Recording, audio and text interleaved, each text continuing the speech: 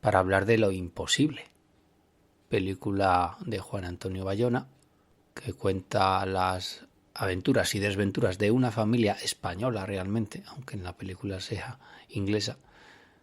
Era una familia española que se vio atrapada en el tsunami que tuvo lugar en el año 2004 en aquel país asiático, en Tailandia. Claro que aquí entramos en el terreno de lluvia, tormenta, maremoto, tsunami y allegados. Claro, porque realmente aquí las lluvias son consecuencia del maremoto o del terremoto submarino o de como quiera llamarse al tsunami. Porque a veces ya se sabe que a la naturaleza no se le puede poner mucha cortapisa. Bueno, y aunque técnicamente no sea lluvia caída del cielo, podría llamársele una lluvia surgida del mar. Por algo se le llama Lo imposible a esta película. ¿Más caso de película desencadenada por la lluvia? Pues Noé, y nunca mejor dicho, porque vaya lluvia desencadenada, el diluvio universal, la absoluta maldición divina. Película sorprendentemente dirigida por Darren Aronofsky, que es que no le pega nada dirigir esta película. Claro que de lo que nos contaron en el colegio, en los evangelios, a lo que se ve en la película, pues media más de un abismo, y nunca mejor dicho. Porque esto parece una versión del Señor de los Anillos o algo parecido. No sé, igual es que reescribieron la Santa Biblia o hay algún evangelio apócrifo por ahí. Aunque para mí que el apócrifo es el señor Aronofsky. Porque es que la película no empieza con ningún diluvio ni con una construcción de ninguna arca. Pero bueno, doctores tiene la Santa Iglesia.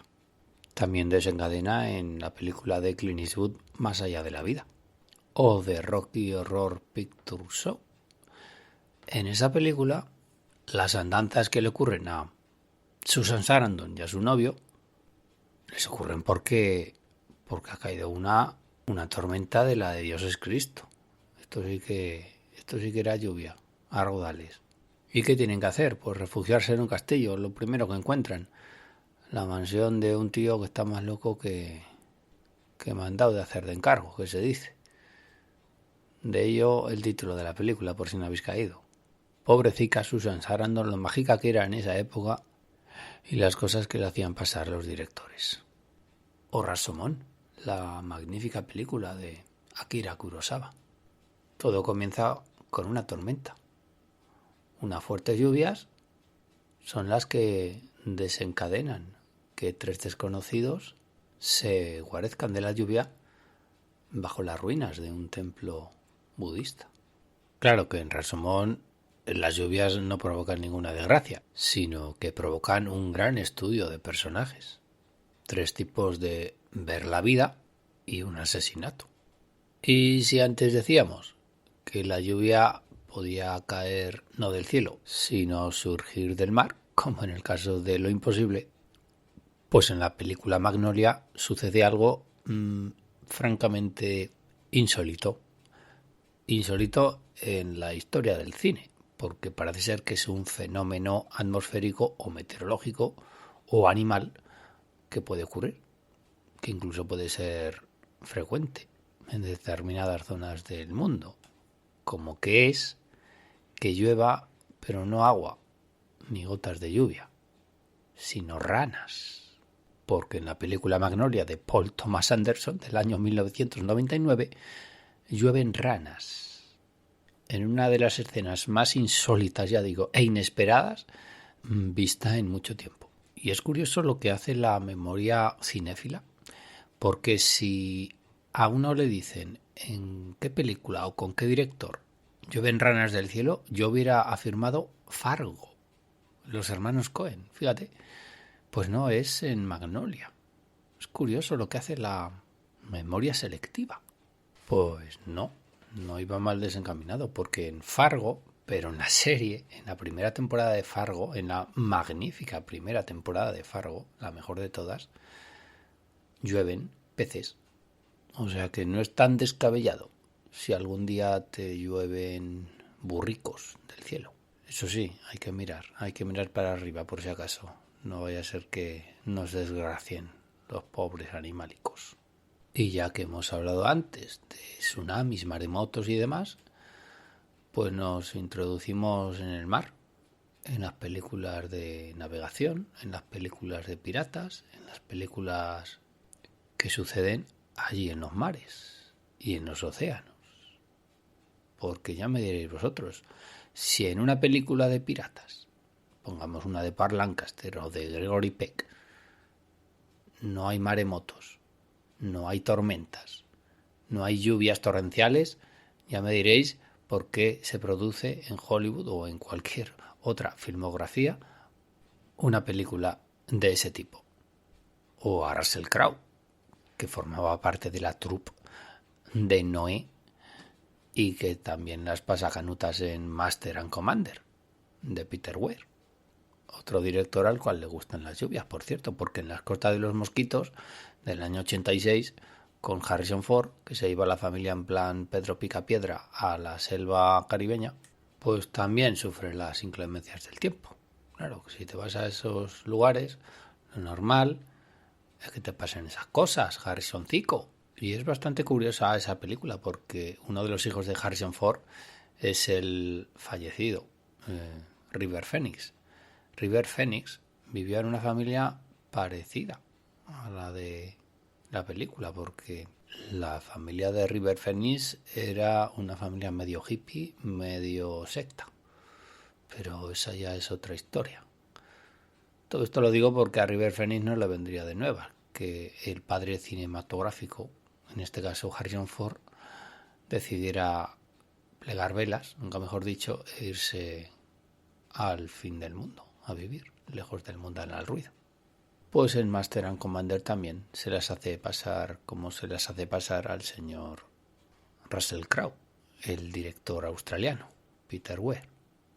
¿Y qué películas de piratas no tienen tormenta? Que se lo digan eso a Gregory Peck, a Parr Lancaster, a Anthony Quinn, a Kirk Douglas, a Rolf Flynn y a Gregory Peck por partida doble, porque acordaos de Moby Dick y de la gran ballena blanca. Si es que la cuestión es hacer la vida imposible. Y el señor John Huston, antes el señor Herman Melville en la novela, pero luego el señor John Huston, claro, las cosas no se las tiene que poner fáciles a don Gregory Peck. Vamos, la cosa se la tiene que hacer imposible, al borde de lo imposible. ¿Cuántas veces habremos oído eso en las películas de piratas? Arríen velas, levad anclas y todo a estribor, porque está cayendo la mundial. Y las películas de navegación, que no son iguales que las películas de piratas. ¿A qué me refiero con películas de navegación? Pues a Náufrago, por ejemplo, con Tom Hanks. Y ahí entramos otra vez en la sección maremotos. O La tormenta perfecta, con George Clooney. O aquella película que hizo Robert Redford, en plan navegante solitario. All is Lost, o llamada aquí Cuando todo está perdido. ¿Quién le diría? ¿Quién le llamaría al pobre Robert Redford para embarcarse, nunca mejor dicho, en esas aventuras solo ante el peligro, solo ante el mar? Claro, es que hay que hacer la vida imposible cuando uno está sobre todo en solitario, en un barco. Es obligado a hacer la vida imposible, evidentemente, porque entonces si no, no es película, ni hay peligro, ni hay nada. Sobre todo eso, no habría película. Esto es como cuando le dijeron a John Ford en la película de La diligencia: oiga, ¿por qué los indios no disparan a los caballos? Se detendría la diligencia y acabarían todos ya muertos. Entonces le dijo John Ford al que le preguntó: es que si hago eso, no habría película. Pues aquí parecido. Hay cosas que no se pueden hacer. Bueno, en este caso sí, que es hacerle la puñeta continua al señor protagonista. ¿Escuchas? Lloviendo Cine.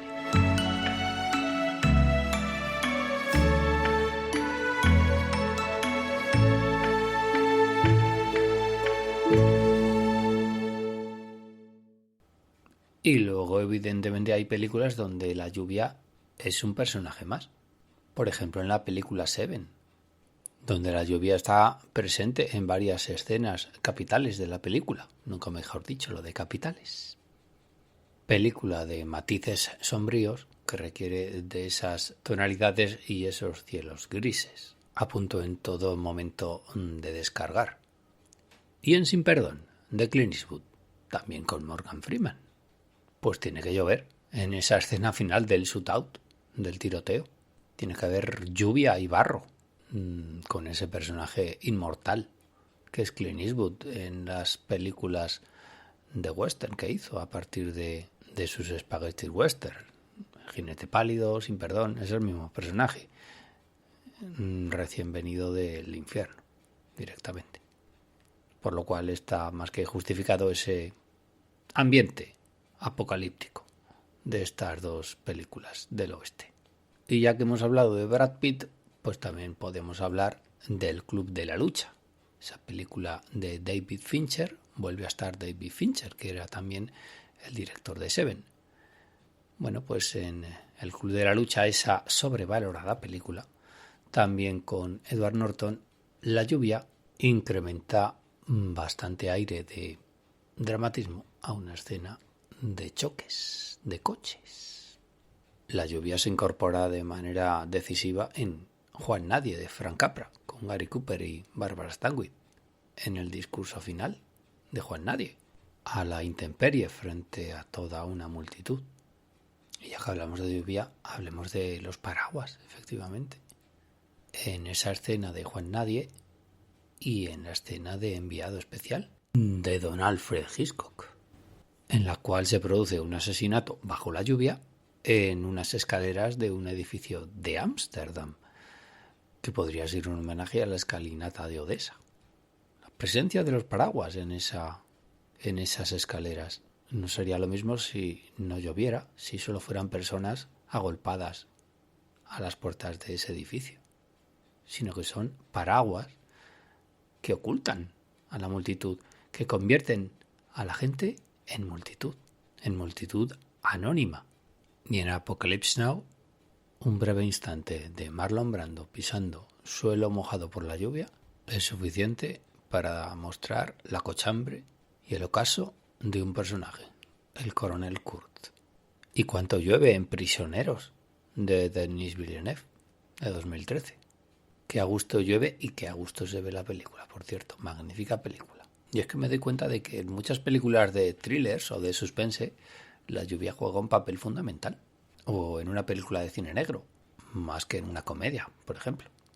Pues en Prisioneros la lluvia lo que hace es dificultar la visión o el ángulo de visión de, en este caso, Jake Gyllenhaal, que es el que tiene que descubrir varias cábalas en esta película, sin querer desentrañar el intríngulis de la película. Y ya que hemos nombrado a Hitchcock antes, pues vuelve aquí el señor Hitchcock, porque era todo un experto en utilizar los fenómenos atmosféricos. Por ejemplo, en Rebecca. ¿Qué ocurre en Rebecca? Porque cuando Jean Fontaine va a pisar por primera vez Manderley, ¿qué pasa? Porque está lloviendo a raudales. Como diciendo, no sabes lo que te espera, chavala. Y que la chica luego entra en la casa, la recibe Judith Anderson, la malvada y maquiavélica ama de llaves, y la chica está empapada, chipiadica. Buena forma de presentarse. Y buena forma de plantear en el guión una dualidad agua-fuego, porque ya sabéis todos cómo acaba Manderley, cómo acaba Rebecca, cómo acaba la película. Y si no lo sabéis, ya tardáis en ver Rebecca, por favor. ¿Y qué pasa en Psicosis cuando Janet Leigh, después de urdir su trama y creyendo que ya iba a salir sana y salva de todo aquello, llega a un motel porque se ha puesto a llover? Pues eso, pasa que se ha puesto a llover y tiene que refugiarse en algún sitio y no encuentra nada mejor que lo primero que hay en el camino, que es ese motel regido por la madre de Norman Bates y Norman Bates. Y a veces llueven piedras, no solo ranas y peces. Llueven piedras y dan lugar a títulos como el de este podcast, la película Lloviendo Piedras, de Ken Loach. Y en Desayuno con Diamantes, ¿qué ocurre? Pues que hay uno de los besos más maravillosos de la historia del cine, entre Audrey Hepburn y Josh Pepper, caladicos hasta los huesos, porque está lloviendo, pero a ellos no les importa absolutamente nada. Y claro, no es lo mismo matar a nadie con lluvia o sin lluvia, como ya os he dicho en alguna película. Pero es que en Camino a la Perdición es inevitable, con toda esa nocturnidad